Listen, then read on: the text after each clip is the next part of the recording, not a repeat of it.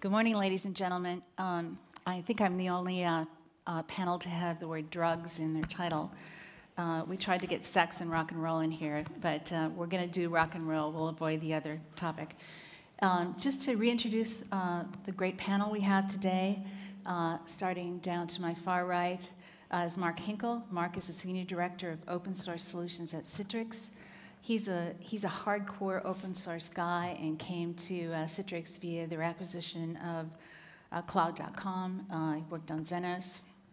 So he will have certain biases towards openness. Moving down, Ashish Badani is a GM of the cloud business of Red Hat. Ashish came to Red Hat from Sun Microsystems, also worked on JBoss. So he is leading the charge of a pure open source company who's actually managed to exceed $1 billion in revenue in selling operating systems and tooling around it. To my near right is Ian Ray. Ian is here from Montreal, and he's the CEO and founder of CloudOps. He helps many enterprises, small, medium, and very large, define their cloud strategy, actually build out their clouds, and his job is to also work with his research group to figure out what Act 2 of the cloud movie looks like. So just to tee up our panel so you know what we're talking about, I don't think there's any dispute that the move to the cloud is fundamental and a seismic technology shift. We've been a venture firm for 25 years, so we see lots of platform and technology shifts, but this is a big one. But what is the cloud, in a larger sense, going to mean for enterprises and vendors in the future? We know that the wireless internet is now pervasive, spurred by the rise, very recently, of over 1 billion tablets and smartphones in enterprises. The app economy, which is a mere 5 years old, has reached an ever-increasing number of enterprise-ready apps on mobile devices. Even though we just heard that enterprises are working on private clouds, public clouds lurk in your enterprise with over 1,000 software as a service applications built for the enterprise installed worldwide and growing. And there's an ever-growing menu of APIs for point-to-point integration. 2 years ago, there were a mere 100 open APIs. Today, there are over 13,000. So to say that the enterprise is already hyper-connected with both public and private clouds is probably an understatement. There are thousands of apps and devices. In fact, today organizations spend $500 billion a year just connecting in their devices, apps, and other components of their enterprise. As a venture capitalist, we feed on disruption, so this is like being in the Coliseum for us. There were a couple little companies, one here in the Valley and one up north, Google and Amazon, reimagine what a data center can be, and today we're going to talk about whether they're unstoppable as leading enterprise vendors in the cloud world. Incumbents probably feel like they've been led into the Coliseum. They were once the backbone of the data center architecture, but now the actions moved to the cloud. So even if they could adapt their current technology, they'd have to radically change their business models to fit the business models of Citrix, Red Hat, and others. For the new enterprise, the line's blurring between being providers of goods and services and being providers of information. The winners in the traditional brick and mortar industries are increasingly determined by the quality of and access to their real-time data. Channels and whole partner ecosystems are being won and lost based on how easily they can access your information flows. And add to this the theater of big data, another unique cloud stack that's magnifying this problem. Enterprises are being turned inside out. This is what the promise and the battleground of the cloud is about, and what we're going to talk about today on our panel. Let's get started. Ian, your colleague, Alistair, said yesterday, cloud computing is about converting an organization into an organism in which the component parts are acting in the service of a greater whole. We just heard a review that enterprises are heads down on their private clouds. What should they be heads up to, and what was Alistair talking about here? So I think Alistair's comment on organisms is the way I'd sort of draw a parallel is to what's happening in the sphere of automation orchestration technology is that we've sort of realized at a certain level of complexity, if we want to get things done, we can't rely on sort of manual processes. We can't use telephones as APIs, API substitutes, and as he describes sort of how an organism reacts, there's a lot of components, and so there's a division of labor within an organism, but it's highly orchestrated and highly automated so that you react to, for example, touching a stove and withdrawing your hand before you even know it. And I think it's that agility, it's that level of agility that I think Alistair was saying that organizations are aspiring to, and that's the transition that in part is being enabled by this revolution in both technology and operating models. So what decisions would enterprises make now that would tee them up for this fully integrated infrastructure, the cloud of clouds, so to speak, and what poor decisions could they make that could potentially put them back into locked-in silos of yesterday's software generation? I'll go. So I think reacting to change and being open to it is going to be key for any of these organizations. The fact that the market's changing around us so dramatically and so rapidly, right? Just backstage, we were talking about the fact that so many things are new again. So if organizations aren't open to interacting with technologies that are both driven in many ways through open source, and again, that's a bias, or even closed technologies, but ones that are fundamentally changing the way they have to behave, to integrate that into the existing environments as well as use that to build out new solutions to existing problems. I think that's going to be critical.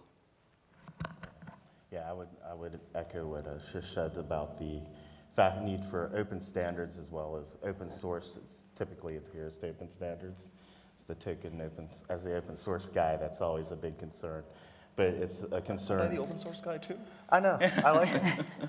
Ian's an open source guy fair too. Enough, we're all open source. But the ability to be agile and change and adapt and pick solutions and vendors that iterate quickly because this industry is evolving so quickly. Software and solutions that have long release cycles and sort of that old stable enterprise mindset won't be able to take advantage of the cloud and some of these just major leaps forward in agility and other advantages. How old is Red Hat as a company now? How old? Yeah. This is about 20 years. About 20 years. So it feels like open source is pervasive now, but it took a while. But let's talk about OpenStack, about a 2-year-old standard, kind of a rabid community of participants. How does an enterprise deal with young standards? And let's use OpenStack as an example. First of all, I'm not sure I'd call OpenStack a standard. It's been a bit of a moving target. It's more of a rallying point. And it's very exciting, and I think open source is going to be able to solve problems that I think proprietary solutions can't solve, because it allows you to create these really amazing composable systems that can be reorganized, very flexibly. But that said, I don't think open source is the entire story here, and I know we've got a lot of open source represented on the panel. In terms of the overall sort of cloud solution space, we also see amazing innovation happening within with proprietary software companies, and we're seeing it at a bit of a different layer. And you sort of have these dual trends simultaneously of increasing openness at the platform layer, because people are starting to realize the the value of the flexibility of these composable, highly componentized systems where you can take these Lego blocks and sort of put them together the way you need to put them together. But on the other hand, we have an increasing consumption, I think, of proprietary platforms that are rapid time to value. And I think it's the combination of those two trends that is really exciting here. Do you agree with that, Mark? I do. I think that, and to echo Ian's point, I don't think that it's all about open source. I think it's about open and portable and interactive. And just to give a great example of Amazon, they're one of the most innovative companies in the cloud space, and their motto is everything has an API, which is allows for that portability, and then other companies actually can interact with them in other clouds, and that makes it, or other vendors can create solutions that make it easy for them to interact across multiple clouds. So that open and portability is, I think, the thing that's interesting there. Open matters and open's going to win, right? We've seen that play out numerous times, right? We've seen it happen in the Linux world. We've seen it happen in middleware. The Apache community is in place. We're seeing the amount of traction around, OpenStack and CloudStack even. People prefer that, right? So there's a recent IDC survey that said when organizations choose to go towards cloud, over 70% of them want some kind of openness. Now, what does openness mean, right? So to your point, open APIs, open standards, community built on Linux. The fact that they can participate in something that's bigger and not get locked in is going to be critical. But that's interesting, Ashish, because I agree with that, but I would also sort of add to that that's very much at sort of the platform layer. And if you look at the behavior of consumers as well as sort of line of business, where they're trying to get things done, you're also seeing them not really care about whether the app that they download to get something done is open. They want to get something done quickly. And so I sort of see it as, so I agree with you at the platform layer, that openness is an undeniable trend, and it's really revolutionizing how businesses get things done at that layer. But that's really for the developers and the IT operations and the folks who are supporting the line of business. Whereas the line of business, I think in general, based on the conversations we've had, doesn't really care necessarily about the openness part. What they care about is getting the value. What they care about is getting the productivity that, for example, GE mentioned at the keynote yesterday. So and I think that's why we're going to continue to see sort of app stores full of proprietary apps, right? And you're going to continue to see a lot of the end user cloud computing is you're not necessarily going to have sort of the open source apps at this time. Well, let me throw a point in here. Do you think that's because we've got independent theaters going on in the cloud here? We've got the infrastructure guys working on the cloud infrastructure. We've got line of business giving the ease of access to everything from a mobile app to a SaaS application, making their own decisions. And then ultimately, we're going to have to knit this together to become a powerful information system for these companies. So are you seeing, as you are building out clouds for people, that you're dealing just with the infrastructure teams, or are these groups starting to converge and looking at the need for broader openness, as Ashish has mentioned? I think that convergence is definitely happening, but it's complex. There's a lot of moving parts. There's a lot of layers. So I think Citrix has a bold strategy there. I mean, they're trying to combine this sort of Win32 world with sort of this increasingly open platforms that are required for enterprise, and I think that's valuable. Red Hat's obviously been doing this for a really long time, and they really understand it. But maybe it also depends on your perspective and the lens you wear, right? So maybe the end user consumer doesn't really care as much about open as long as it's accessible and easy to use. But I'll give you one data point. We interacted with a large financial services company that said we're building out the next generation cloud infrastructure, and we need for that to be on an open platform.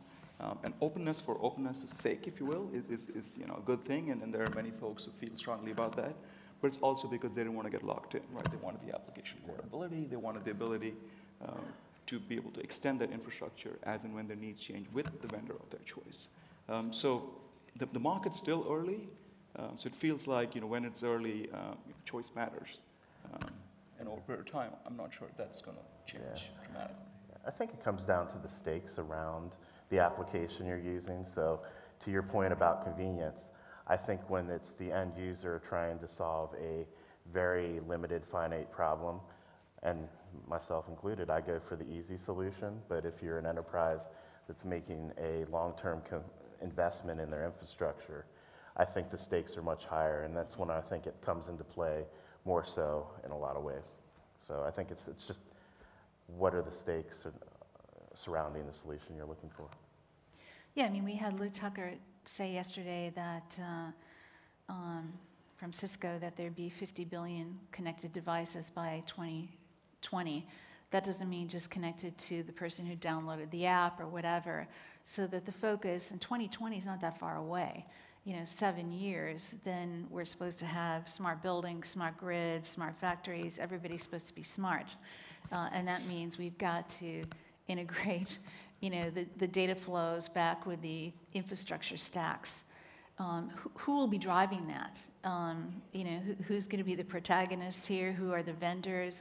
What are your thoughts on that? We're leaning towards the future here. My job is not to predict it. My job is to buy it. So give me some thoughts on what I should be buying. Well, I would guess that Ashish would tell you Red Hat, and I will tell you Citrix, and we would both probably be right. But I think that there's in the mobile space, that is one of our focuses, is really to take that, as Ian says, the Win32 world and now the mobile world, and take that to the cloud. And I think that beyond us, the people that are enabling really cloudified SaaS applications that have all those traits of elasticity and scalability are really going to be the ones who drive that beyond even Citrix and Red Hat and CloudOps. If I could just add to that, I think one of the things that we're doing as a company, I'm sure others are doing as well, right, is we are transforming, right? So if you knew Red Hat as the Linux company or the JBoss middleware provider, over the last 2 years, right, we acquired capability technology and scale-out storage, invested tremendously in a leadership position for OpenStack infrastructure service, developed both internally as well as acquired a company for hybrid cloud management, and invested very heavily in OpenShift and platform as a service, right? So we fully expect the stack of the future won't necessarily look like the stack of yesterday, right? But we want to do that in a fashion that evolves based on how needs change. Are you seeing that your clients are looking at every piece of the software-defined enterprise stack, new databases, software-defined storage, software-defined networking, that they're reassessing the entire platform play, not just the core cloud infrastructure itself, Ian? I think there's a lot of reassessment going on, and a lot of it, frankly, is driven by, end users and the line of business, going direct to other suppliers and circumventing IT. There's the so-called shadow IT problem, and so I think there's a reconsideration not just of technology, but also how to get things done, and what is the role of IT, and do we build stuff, or are we really should we really be focusing on being the sort of service brokers for the enterprise to make sure that the line of business gets what it needs, quickly and efficiently. And I think this, there's a reference to sort of what enterprises should be buying, and so that sort of, to me, I think you got to be careful about sort of falling into the, hey, we need to buy stuff, we need to buy new stuff, but you're going to buy it in the same old ways. And I don't think that's the case. I think that part of what's being reconsidered is even how do we acquire these solutions. It's sort of interesting, I guess, for Red Hat and Citrix have a long history of selling to enterprise the old way, and they're definitely having to reinvent how they deliver solutions. We've been selling subscription software ever since Red Hat's been around. It's right? true, so it's but never been a license and a 20% support. But you've also understood how to sell to enterprises, to enterprise procurement in sort of the old model of enterprise solving their problems. And so there are adjustments in terms of how you guys are building your platforms today to enable more flexible ways of getting to value, right? That's And so absolutely everybody's true, adapting. right? Everybody's adapting. So we actually, I'll give an example. We've changed development practices, right? If you will, the old model, to your point, was, you go off, you develop software, whether you're proprietary, well, you go away for a year, deliver, software, right? And sort of, ta-da, right? It's out here, go off and use it. If you're doing it the open source way, it still takes you some time to bake in the open, right? In some of our more emerging, leaning forward businesses, we're actually going to an agile model, right? So every 3 weeks, put code out. Now, that's a cultural change that we're going through as a company. But we have to, right? So, the conversation really is about how, we adapt to how customers are changing. So while customers are changing, I think companies like ours need to change as well. Yeah. So going back to the comment that you made about, everything being highly elastic, it's an overused word, but maybe highly adaptive. That does mean that given that you have all the dynamics of new apps coming into enterprises, large and small, as SaaS, as mobile apps, but cloud-based, that you really do not have a persona for your infrastructure yet. You don't know how your network has to behave. You don't know how your database has to behave. You don't know what your storage needs will be. Is that becoming a criteria for customers, for you as a company, to figure out how you build a highly adaptive infrastructure as part of re-looking at, especially for enterprises, looking at in-house clouds versus public clouds, their private cloud strategy? Because you're only going to get halfway there unless you look at the whole infrastructure. Great. Right. I mean, I think in the past you had to have good infrastructure design. I think in the future you're going to have good infrastructure design. It's just the context and the way that we consume the resources to design are changing, and there's a learning curve. I mean, a lot of people know that there's value to be obtained by going to a cloud computing model, but they don't have the same the elasticity is the thing that's really interesting. You have people that are looking at, should I build a little bit in a private cloud and then burst out to a public cloud, which is a controversial topic. There's how many people really are going to do that, or just whether they're going to consume everything in a service model. I think it's both, and I think that because of that variable, it's the experience in designing systems is lacking right now, and we're learning as we go. So somebody mentioned Amazon earlier. Let's go down the line here. Friend Is or this the drugs part? this is Okay. maybe the rock and roll part. Friend or foe? Friend. Friend. Absolutely. I mean, I think they started us down this road. This is they're the most exciting game in town. To echo the comment you made, Ian, earlier, right? You talked about shadow IT, right? In many ways, shadow IT and the workloads moving to Amazon helps keep us all honest, right? It helps keep us thinking about, where can we go next? What can we do? How can we do things differently? And invest in, a hybrid model if that's the appropriate one. So Amazon's pricing strategy, friend or foe? I think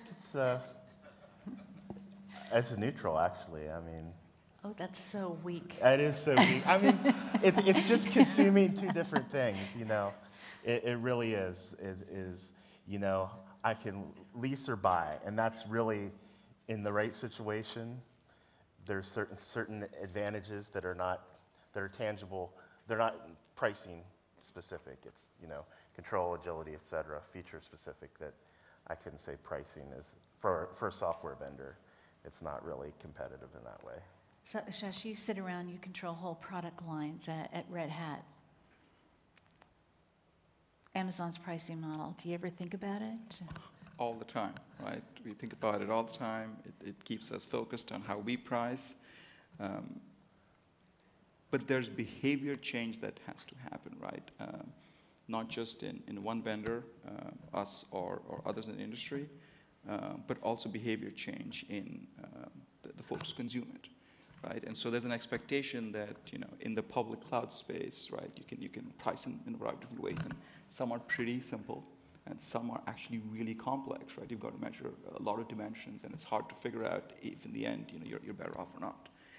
From our perspective, that's an opportunity, right, to really simplify, right, to align with ways folks have consumed software in the past through subscriptions, but at the same time, make it really easy for them.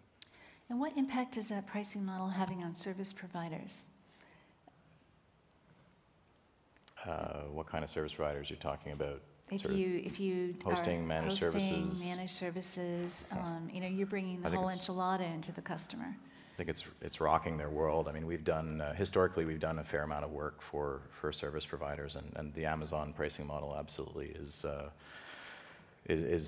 scaring them. I think for us it's so exciting because we're excited we're excited for our customers, and we're excited because it's driving the industry in the right direction. And I mean, I can't think of another company that adjusts their pricing not just in response to what other folks are, how their competitors are pricing things, but they'll actually adjust their pricing. You can sort of see them do certain price adjustments because they know they can go and get more addressable market by doing a certain price adjustment, and behind the scenes it's more than just it's more than simply we want to outprice our competitors. It's really amazing I mean, I think it's very exciting and innovative, and I think it's we're excited about it. I wouldn't be neutral on it at all, but I can understand Mark's perspective on it. I mean, if I look at someone like Netflix, who is virtually 100% on Amazon, and I've heard Adrian Cockcroft, I think he's spoken here this week and spoken at other conferences, they focus on adding value in their operations, and somebody else can run their infrastructure. Now we have a company like Zynga who does the Farmville and all the online games, who's a big consumer of both, and in certain situations they have a better, there's an advantage for them to run it on Amazon. In other situations where they want to specialize their infrastructure, they run it on our products, and they've found that balance. And I think that's the point that you got to make is, I would love for everyone to run on one of my clouds, but that's ego. I mean, there's a very good salient business reason to run in the cloud, and if that matches up to public cloud, great, and if it matches up to private cloud, that's good as well. But I think there really is, that's the new variable. We've always had hosting. This is a new evolution in hosting that is really a leap forward. So not to leave one last Amazon question, we actually don't know AWS revenues because Amazon does not segment those, but people procrastinate or pontificate about what those numbers would be. So it's estimated perhaps $4 to $5 billion this year. 3 years out, Amazon, friend or foe? I think it'll be a lot. I think it is such an explosive market that I couldn't even speculate. I think it's good for all of us. I mean, at this point, we're not like, say, virtualization. They say there's 100% virtualization in the Fortune 1000. I think this market is much larger than that, and for right now, we're doing the land rush. We're all trying to acquire customers, but there's a lot of land. So yeah, as I mentioned earlier, $500 billion a year spent on just integration services and software. Is anybody keeping their eyes on Google? Are you seeing Google become a vendor for your enterprise customers? Are they sort of lurking in the enterprise cloud landscape as well? So you have to pay attention to Google, but and they're going to be a big player there. And I mean, you get sort of, I think Mitel was up talking yesterday. They've moved everything, their company onto Google Mail, Gmail. But where the rubber meets the road right now for the solutions that we're putting together, Google's not generally a big factor. It's really primarily, Amazon's the big leader in terms of public cloud infrastructure, and then you've got obviously a lot of public cloud applications and sort of platforms like Salesforce and Force.com that are really, really significant. I think Google's the sleeping giant, right? I mean, we've seen Absolutely. them do that with Apple on the phone side and Android. So I think it's a matter of time before we see something more interesting come from that. Any comments on Google, Mark? No, I agree with what's been said. They definitely have the capability. It's a matter of if they have the desire to compete in that area, or when. One other comment that was made yesterday, I think it was Michael Barrett from PayPal, talking about, what will be some of the, big costs of the fully integrated cloud of the future, and that is security. What is your sense about, there aren't very many large security vendors in the industry. There really is not a lot of security cloud representation here at the conference. Is that sort of, we'll get to it later, or we're working on other security problems now, or, we're tithing for our security budget? What's happening with security from the standpoint of your perspectives as cloud vendors? We're seeing a lot of sort of asking for forgiveness, people taking initiatives, and then eventually sort of the business sort of comes to understand the risk profiles a little bit better. But I think the good news is, this is, cloud is not sort of an either or. Enterprises are continuing to run sort of existing systems, and so the opportunity is to start with the sort of lower risk workloads and use cases, and that's certainly what we've seen in the industry. And then there's definitely a maturation as enterprises adopt cloud, and that's there's some really exciting security stuff that's evolving right now, but it's going to take a while to mature. I think we're like little kids in a candy store right now. Right? So everyone's running around trying to grab what they can. And at some point, right, the big kid with the sack's going to show up, right, and that's going to freak everyone out. And then security will matter, right? And so I'll give you an example, right? So we designed the OpenShift product with security in mind, right, using SE Linux, security enhanced Linux that was developed in conjunction by Red Hat with NSA. Now, the average customer, right, might say, I've got good security practices today. I can run my application myself. I don't necessarily need that. The problem is that, you just need that one exploit, right, when someone gains root access and messes up the system when everyone suddenly sort of steps back, right? So I think it's also incumbent upon, us as part of the vendors, the providers, to really think about that and design with security in mind. Yeah. One of the key tenets of security is to keep your attack face small. And by having more and more IT, the attack face has gotten very, very large. So that's one half of the equation. But the other half, which everyone's asking, and there aren't real clear answers on, are what are the best security practices for the cloud? What's different? And it's the different parts. Like SE Linux is a really good example of something that will be leveraged in cloud computing because it works in the non-cloud compute environments. It'll work there.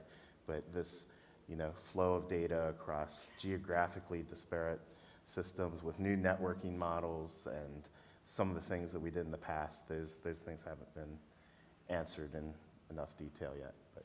So Mark, besides security, which could end up being sort of a stumbling block for the corporate organism that Alistair describes, what other risk points are there along the way as we lean forward into the next couple of years? Yeah.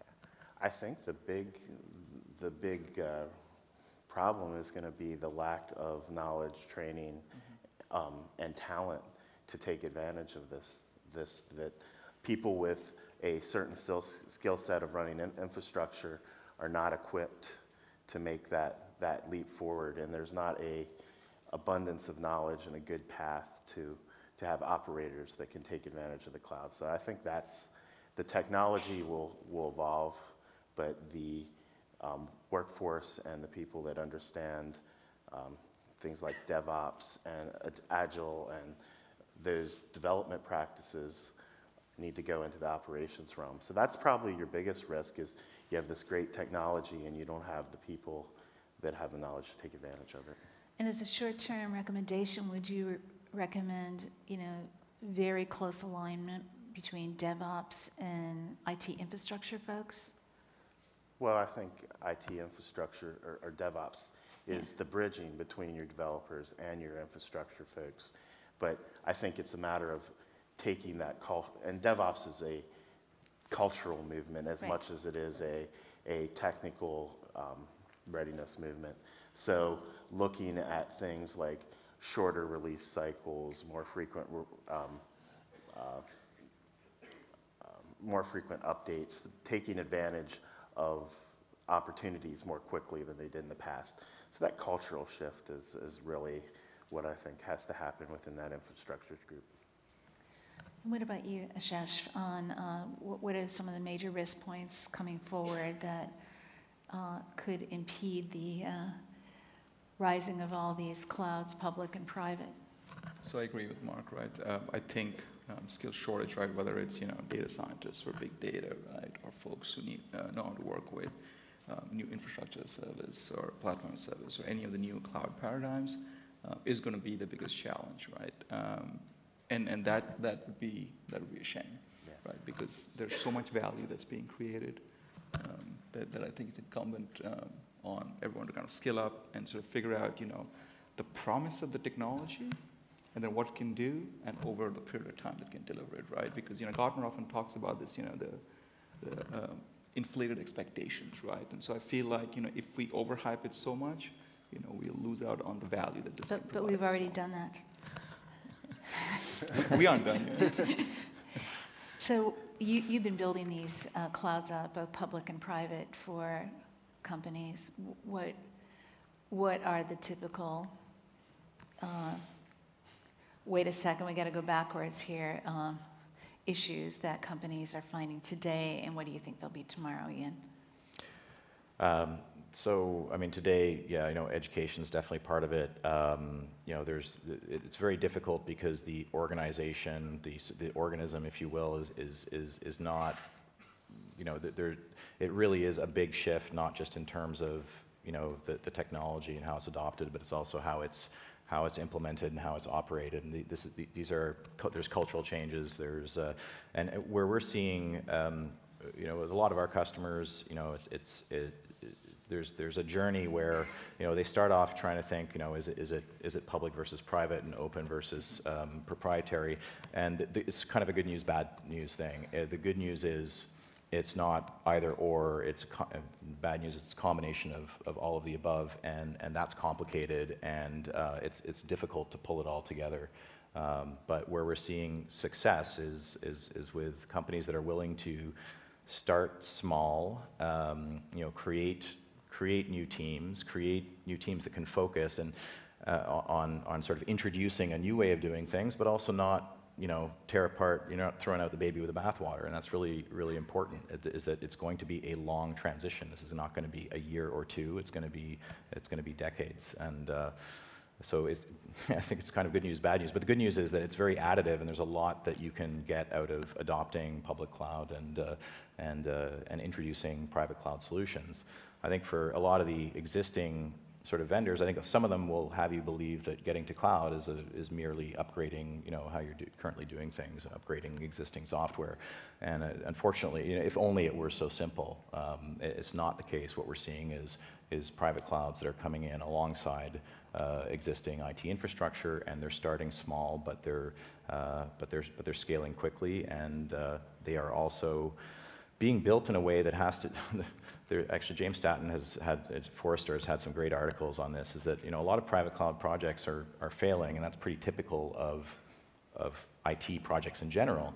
And one of the reasons is that it's very hard to tell your organization, okay, no more of that adopting public cloud stuff. You're now going to use our private cloud.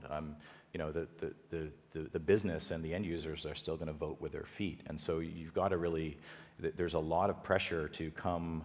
If you're building private cloud, to actually make it compelling and make it rapid time to value. And so it's not just enough to sort of build an infrastructure as a service. You've got to provide the path for the organization to take advantage of it. And so, and that's where obviously we're really excited about platform as a service, as well as software that can be that can accelerate that time to value. So we're going to have to wrap up pretty soon here. So just, you know, we talked about earlier that, you know, we've got innovation happening everywhere, whether it's at the mobile level, at SaaS, at cloud infrastructure, you know, public or private, but that the new enterprise is one that will actually be able to integrate all of this together and have an information flow that allows them to react quickly to their competitors, to quickly engage with their customers, to really drive information flows at a new level. That's the drug here. Mark, do you want to give your closing comments on how we get to the drugs? Finally, the drugs.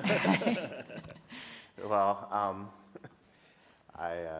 I think that we started out this conversation and we talked a lot about open, and the real drug is really user-driven innovation, and that is what the cloud, why we focused on open so much, was that it allows the end user to participate, not just consume.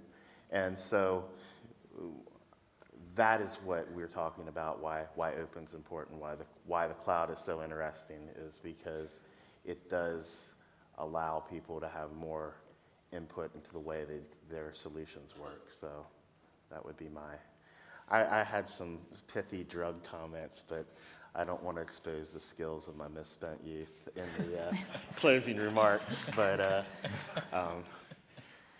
if a connected, quantified society and the cloud is the drug, or the cloud is really the needle in delivering that drug. Ashish?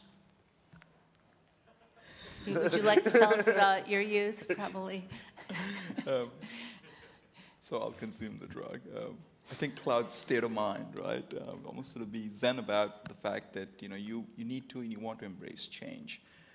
But doing that, right, you don't want to rush to it without realizing what the repercussions are, right? So if you think I'm adopting a cloud infrastructure, my applications or my data get locked in, and I can't move them in the future, then you've done yourself a disservice. You may have done yourself a service in the short term and realized maybe some value, but you haven't really played out your full potential, right? So I think just being able to evaluate the different options that are in the marketplace, to be able to consider what's best for your organization, your organism, and make the choices, I think will serve us all well. And you probably want to re-accentuate community and collaboration, both of you? Yes, absolutely. I think you're supposed to say that if you're from Citrix. Yes. Community Ian? wins, open wins, collaboration. They all win. Ian? Back to the drugs. Yes, the drugs. I mean, so clearly there is an analogy there, because you've got folks for many years in the enterprise have been sneaking out back and using cloud, and a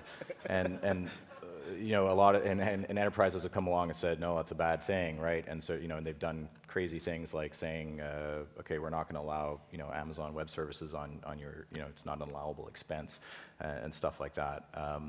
So I think enterprises have to legalize cloud as a drug, and I think that is a good thing. Tying it into quantified society is a more complicated thing for me, because while I do think that one of the reasons why open infrastructure is so important is that businesses want to reserve the right to store all this data without necessarily knowing a priori what to do with it, and it's a lot easier, a lot better to do that with an open system, whereas with a proprietary software, typically that's when you know what you want to do with the data, and it's really about getting the value out of it. So I think so. Cloud, in that sense, cloud infrastructure, an open cloud infrastructure, is going to drive that trend towards quantified society. Whether that's a good thing is probably the topic of another conference. It's a little bit scary in some senses. I kind of feel like everything is kind of accelerating right now around this capability to store data and track people and mobile devices and their usage of applications and all that. It's a little worrisome, but is it a gateway drug? Yeah, I think so. So Ian, would you care to name one small vendor that we shall keep our eyes on? Since I'm a venture capitalist, I always ask for referrals here, so I might as well do it publicly. Your favorite small private vendor? Favorite small private vendor? I mean, Be thinking, Ashesh and Mark. for me, it might be Arista right now because I've got a background in networks, and I think they've done some really exciting stuff. But Okay, Ashesh? You know, I was mentioning back there that, I think what GitHub's doing is really interesting, just in terms of just focusing on users and user experience and in making it really easy to consume the drug. So I think that's one to watch for. Mark? My favorite's Puppet Labs, as far as they do automation and configuration management for cloud. Great. Well, I want to thank our panelists for volunteering to be on the panel about drugs and even talking about it. Mark, Ashesh, Ian, thank you very much. Thanks. thanks, Ann.